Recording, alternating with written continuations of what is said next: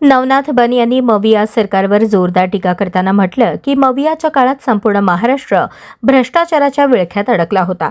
प्रशासकीय निर्णयांपासून ते विकास कामांपर्यंत सर्वत्र गैरव्यवहार सुरू असल्याचा आरोप त्यांनी केला। जनतेच्या पैशांचा गैरवापर झाला, अनेक घोटाळे समोर आले, पण जबाबदारी स्वीकारायला कोणीही तयार नव्हतं, असं बन म्हणाले।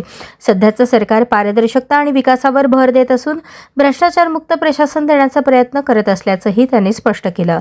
या वक्तव्यामुळे राज्यातील राजकारण पुन्हा तापण्याची चिन्हे दिसत आहेत। महाराष्ट्र ड्रग्सच्या विळख्यात सापडलेला नाही।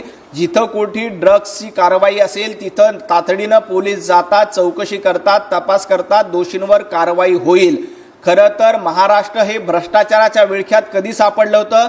जेव्हा महाविकास आघाडीचं सरकार होतं तेव्हा महाराष्ट्र भ्रष्टाचाराच्या विळख्यात होता। तुम्हाला आठवत असेल तर महाविकास आघाडीचं सरकार असताना रोज 100 कोटीची वसुली कोण करत होतं? अनिल देशमुख तुमचे गृहमंत्री करत होते।